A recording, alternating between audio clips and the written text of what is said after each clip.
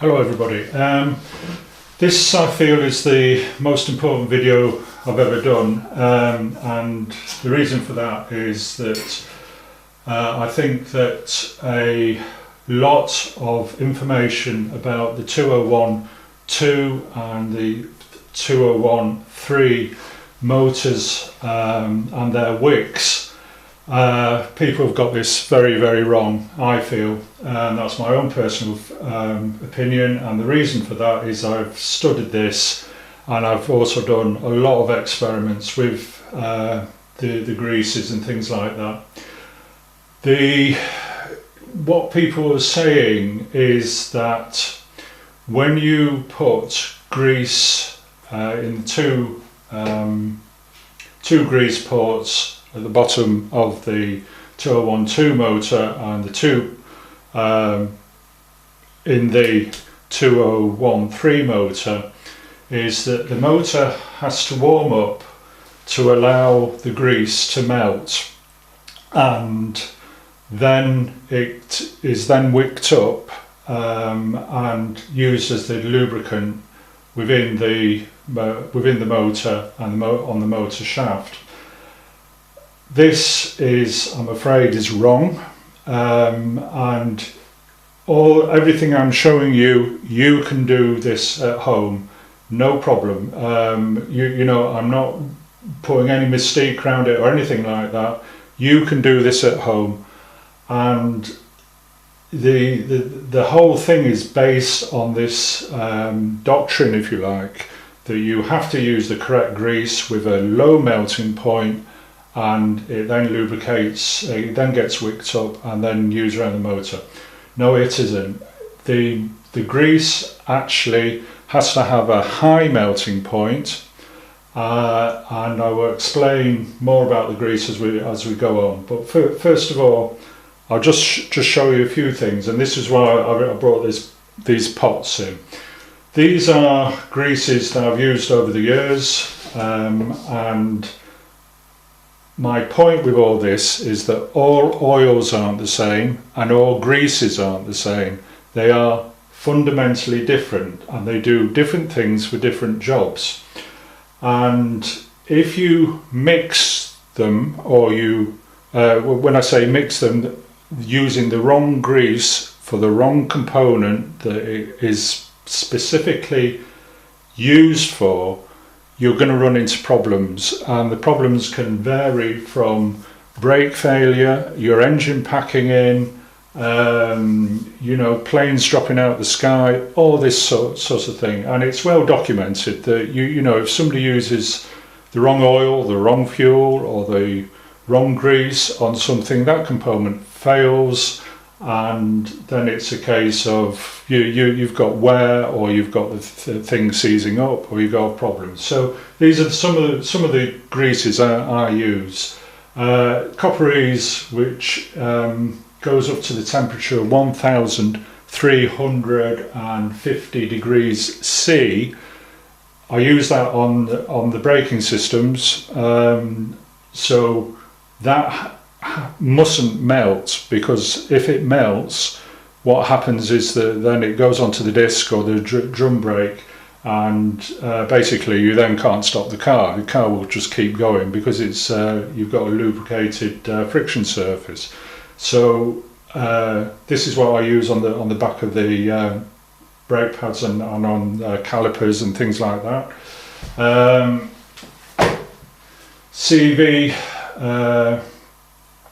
grease, can you believe somebody puts this on their gears of a 201.2? It's like tar, you know, the stuff you put on roads.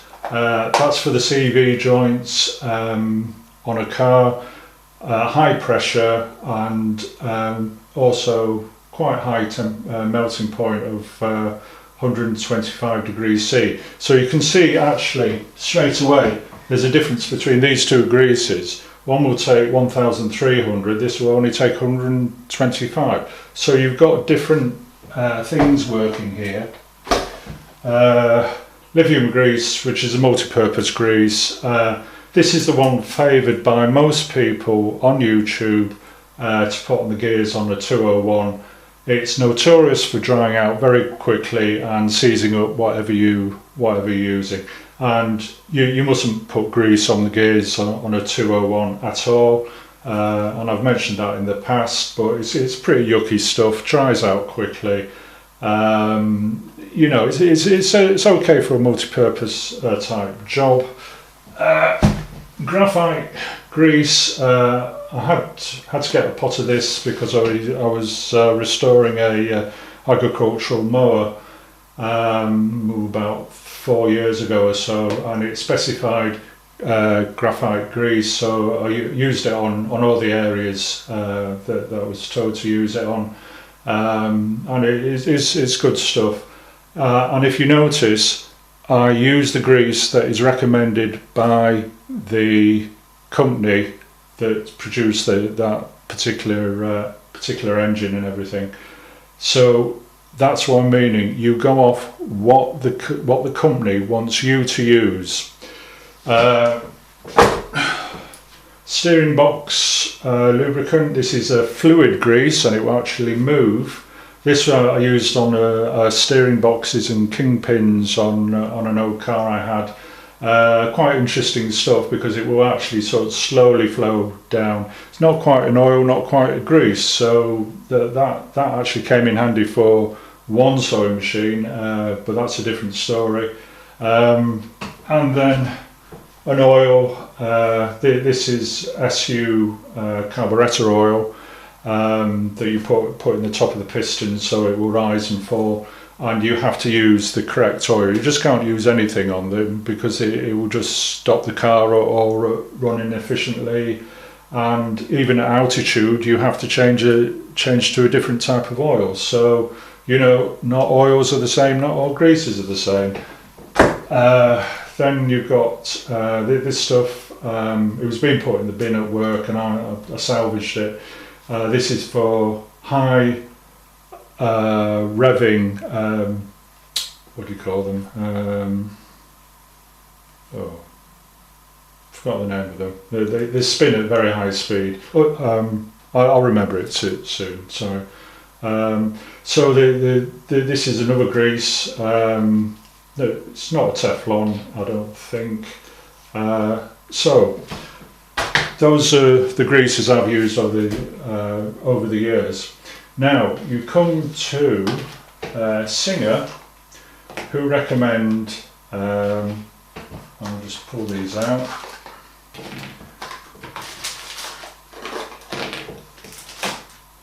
Their own greases, or lubricants as they call them, for for gears and for wicks and things like that. Now this one is from the 1930s.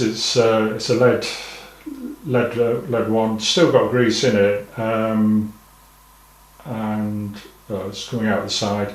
But this is really, and they all are. They're too far gone to actually use. That came out of that one, and this is one from the 1950s, I reckon. Also lead line, but this is still quite good in a lot of respects. It's still got a lot of oil in it, but I wouldn't actually knowingly use this.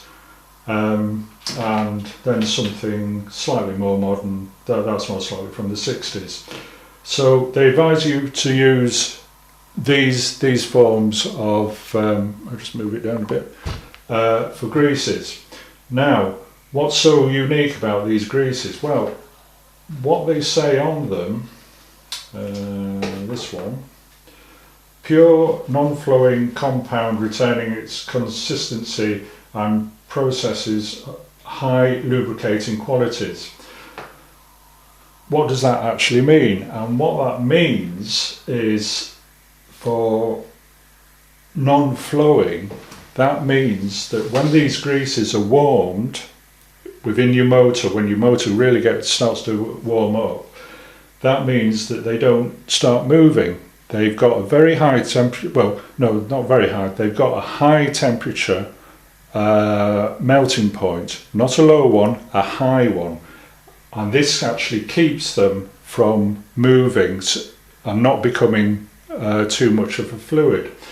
So with that, you only use a non-flowing flowing grease. So what actually is a grease? And a grease is basically, you have some form of a compound, or base as they call it, and then they add oil. Now this is flour. I don't advise you to use this on anything, I'm just making the point of what a grease is. So I've got some flour in here and I've got some oil. Now if I mix these two together, if it will take it, I'm just experimenting here. Excuse me. I'll mix them up.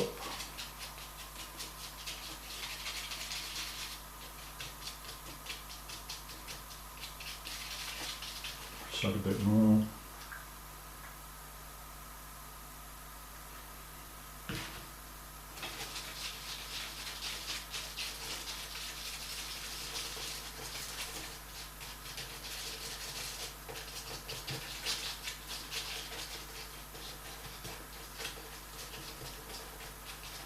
I've got something resembling,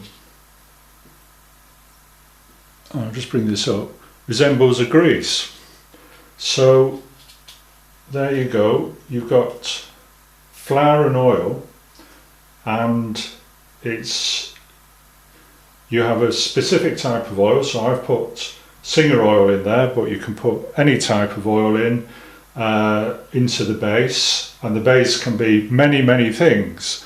So you have this combination of so many different types of oil and so many different types of base. So it's a sort of unlimitless amount of combinations you can use to make a specific grease, which I just showed you then. Some will take great heat, some will melt at a different temperature, some will stay, go down to -40, things like that. So there's my grease that I've just made. Now, if I was to get a wick and put it in that grease, by the morning that would have sucked or start to wick out the oil out of that grease that I've just made out of flour and oil. And please don't use it on your machine. It's just, I'll just reiterate that, it's just to show you how this works. Now, the wick is just taking the oil out of the flour. Obviously you can't have flour going up there, it wouldn't suck up flour, and it will then eventually come to the end and start lubricating a shaft. So that's what it's all, this is what my point is that the wicking process will start at virtually any temperature, but obviously better at room temperature, and it does wick at room temperature. And what I did was I got, this is a plastic, piece of plastic, drilled through four holes, and then added grease to each one. Now that one is the original Singer lube, so that's number one. Number two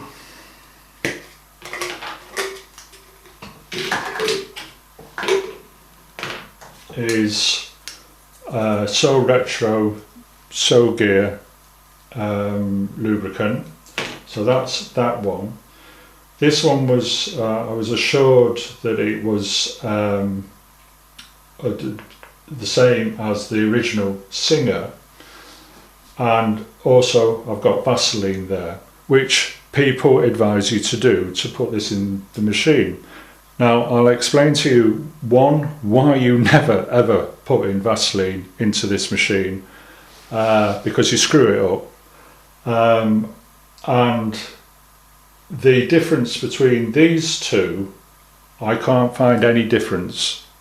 They are so close. I've taken them up to higher temperatures, tested them scrupulously, and what happens is when I put them all on, these two came through and started lubricating what would have been the shaft at room temperature, and these came through within about 8 hours. So in overnight, these would then have the oil that is being taken out of the grease in here. This one I'm pretty convinced is some sort of Vaseline of some sort, maybe have something added, but I won't use it because these took a week and a half to actually wick through. And if I just pop this, and all I did was I just put them on a piece of kitchen roll, and you'll see that they will blob through and start marking and wicking out of the wicks. Another thing you'll find is that these will go dull because the oil is being seeped out through the wick onto the shaft of the motor, and that is all within 8 hours. There's no preloading. I don't recommend preloading because you are then putting whatever that grease is, the base of that grease, you're then putting into the wick itself, and you're then pushing up whatever base it is into the motor, which you don't want, because basically all you want is the oily substance that comes out at the end, which they've added to the actual base. So all this was done at room temperature, no heat was applied, and if I was to put a hairdryer on these, what would happen is that the Vaseline would just simply melt away, and I'm pretty certain that one will as well, but these two will stay as they are. And you can do that at home and you can test it yourself. But what I'm saying is that I'm debunking what you are actually told, that the actual machine has to heat up the grease to then wick it out and then put it on your shaft. Sorry, I don't buy that. It doesn't work. Now, when we come to the machine itself, there are several things that people have really got very wrong with, and I'll explain best I can with this. So I'll just zoom in a little bit more.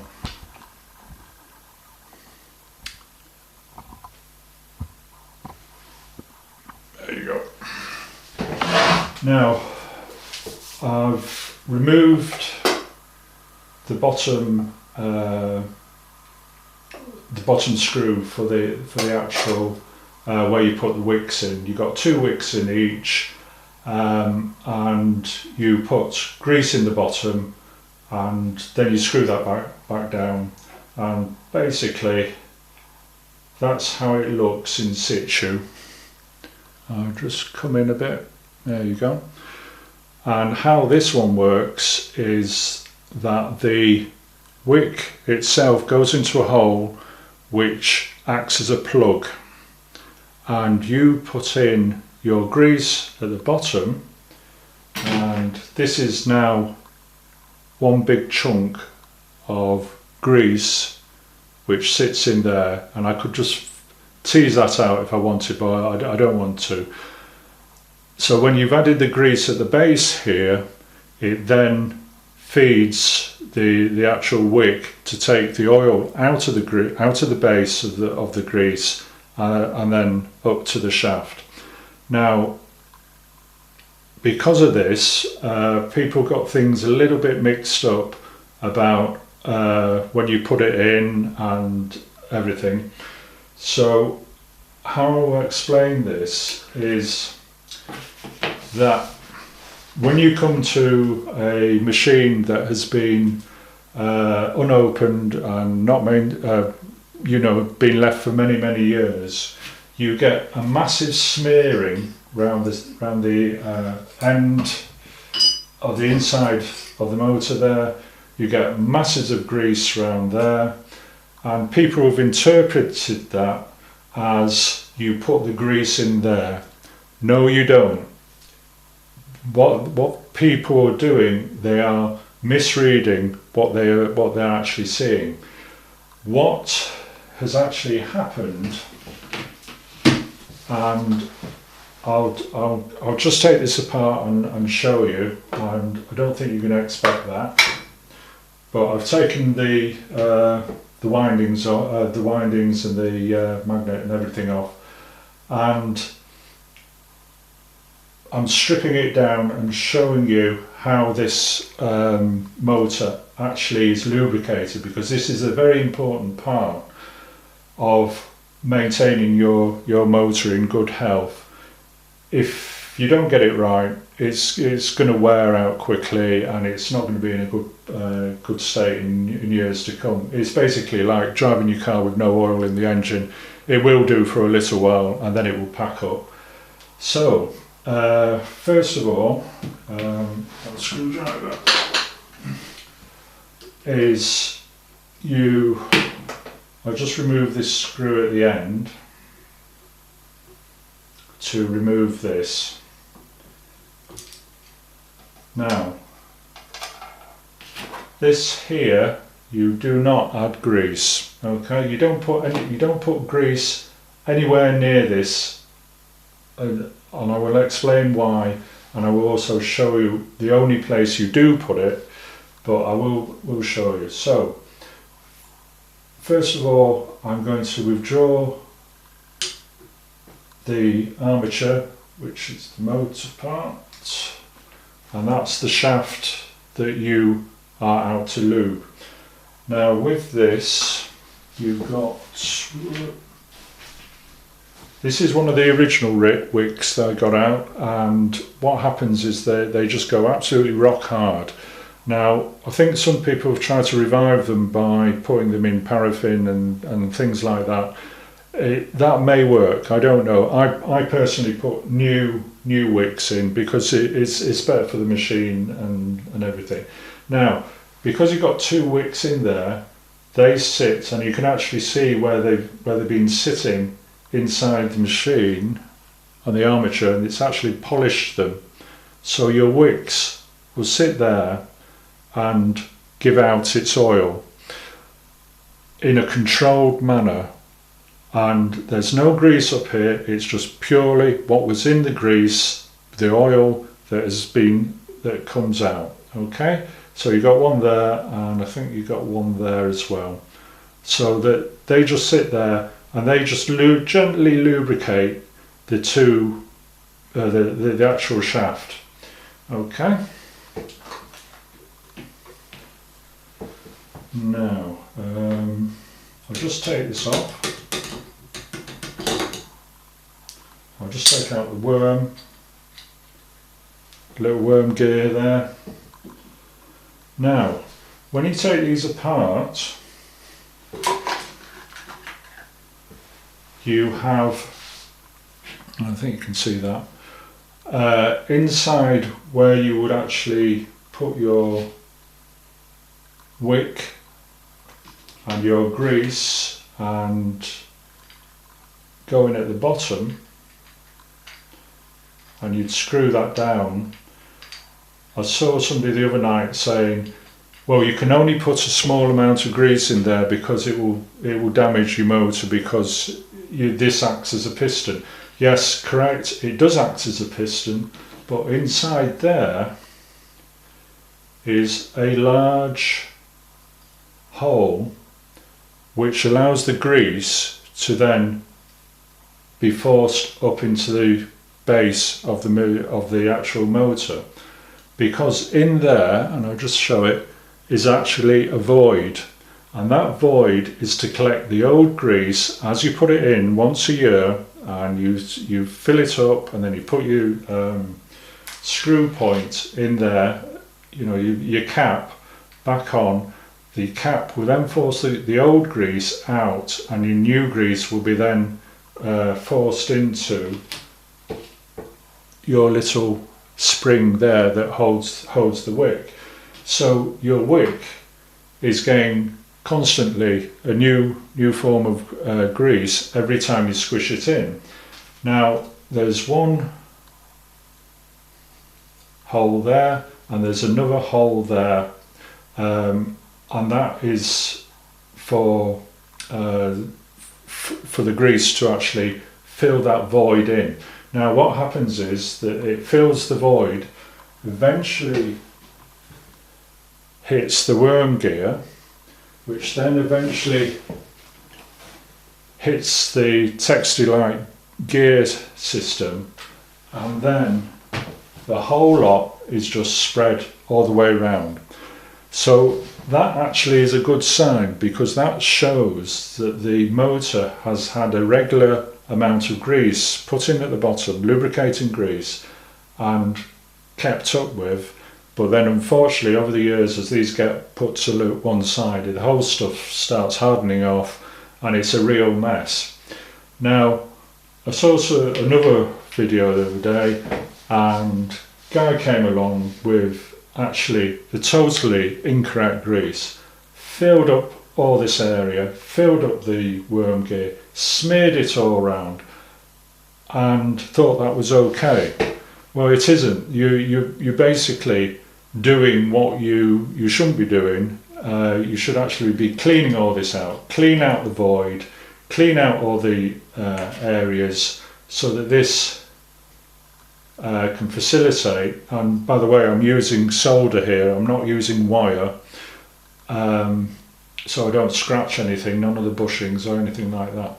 So that's how that works. They've been very clever in what they've done with this motor, very, very clever, and I really do admire them for this. Now Pete, the argument will go, well, the thing is, it's all to do with heat, it must be to do with heat. Well, no, it isn't actually, because your motor will produce heat, yes, I agree with. Your shaft will conduct heat down the rod, the shaft itself. Yes, I agree with that. But if you notice, these 2 points, 2 grease caps that you put the grease in, are the furthest away, and particularly that one, away from the actual motor itself. And the other thing is that these will act as actually like heat sinks, and will just start absorbing any heat that is produced. Now, what happens is that when this motor does start to warm up, and it does, the grease has to stay in there to continue its work of lubricating the shaft. So even if these got warm or hot, that grease, well, not hot even, it has to stay within, when you just touch it, it's warm, but it's not hot. If there's something hot, then there's something wrong with the machine. Now the grease has to stay in there and continue its job.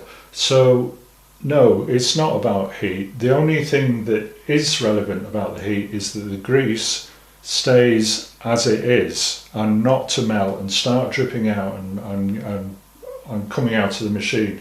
And particularly with the 2013s, is that you don't want the I've just opened these up, and there's actually no wicks in them. This is actually up for rewiring, and somebody's taken the wicks out of them, but that's a different story. But if your grease in here, when you fill this up, suddenly became a liquid, it would just overrun the actual wick, drip onto the shaft, and then get into the motor, and then start causing smoking problems, you know, all sorts of, and start damaging the actual machine itself. So what you want it to do is stay where it is, hence the word non-flowing. Right, so that's that business. Now, to debunk the Vaseline thing, is that Vaseline will melt at a low temperature, and that's something between about 35 and 40 degrees C. And yes, it would start wicking up, and I clearly show that it will wick, and it will most likely wick quicker when it's melted. But the problem is that if you look in here, and I'll just see if I can do this. I'm not too sure if it will work. So just to orientate you, that is where the shaft actually goes down into the machine, okay? The armature and the shaft. Now, here, and piece of kitchen roll, I'm just going to press on there,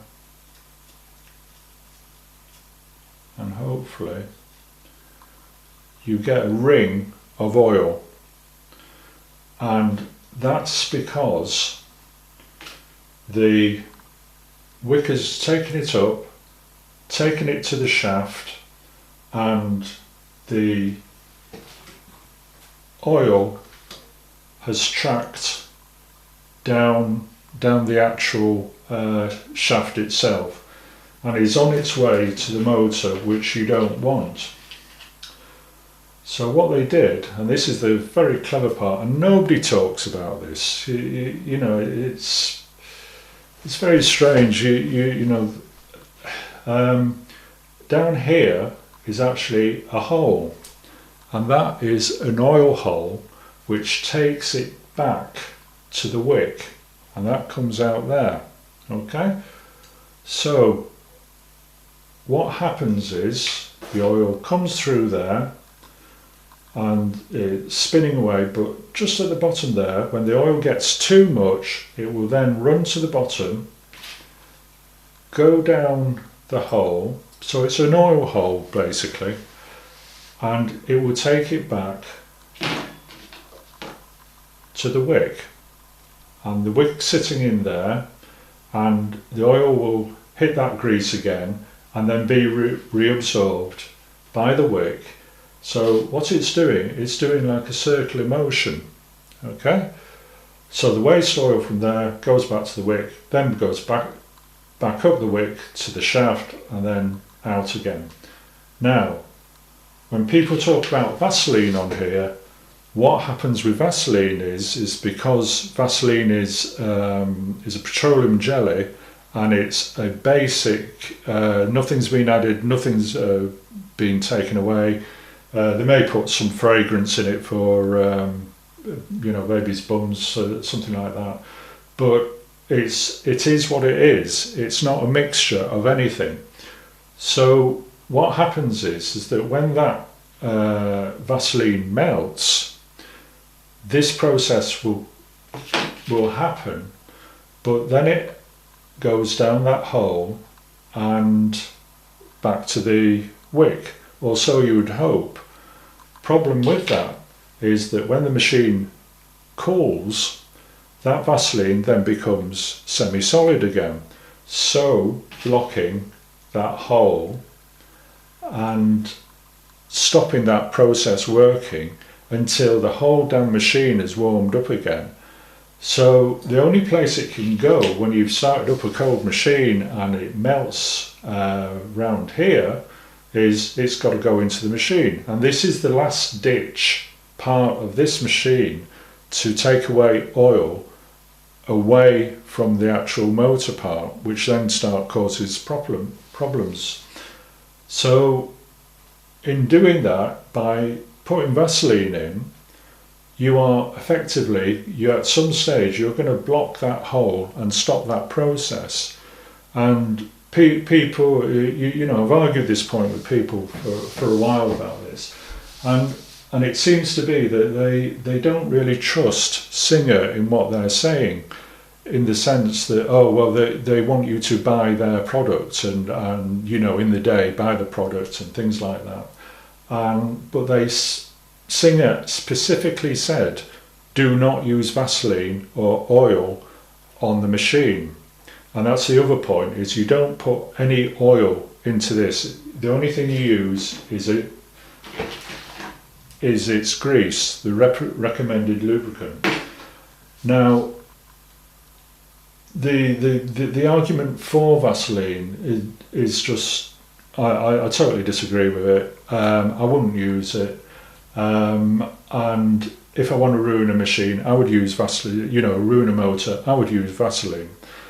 And that's my argument against Vaseline, for the simple reason is that you have oil ways and oil holes, so that you so it can take the oil or greasy oil away from the motor. So so this is actually quite a clever piece of kit to lubricate the shaft and make sure it's all safe. Now, that's really all I've got to say about that. So you can do this at home. You can buy some wicks. You can put grease, Vaseline, whatever you want. But what I use, and I'm certainly not in the pay of the featherweight shop in America. The only stuff I use is Sol Retro grease, motor gear lubricant. Bit difficult at times to get in the UK, but very easy in America. I've tested this against the original lube, and the thing is that the original lube that you can still get from the shops, you know, Singer shops, apparently keeps changing. So for consistency, I use this stuff. Like I say, I'm not in the pay, I'm not getting anything out of it, but I will only use, I will only recommend stuff that I will use and I'm happy with. And like I say, I've heated this stuff up to 60 degrees C, and I could not get it to melt along with the original,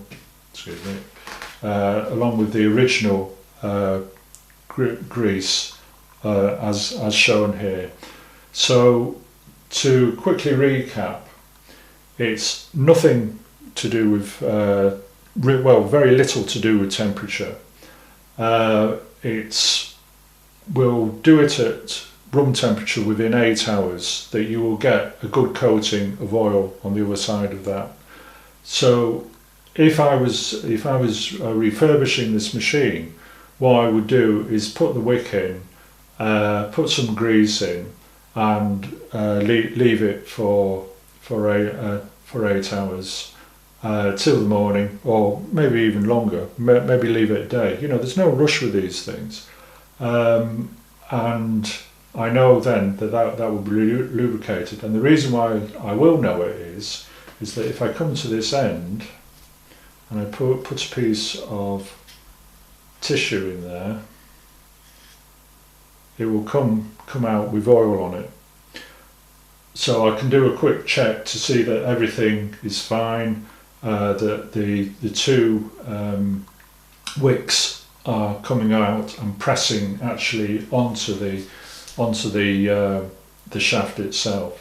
So that's basically it for that one. I will do one about the Texilite gear on another video, but for this that's all I've got to say about this.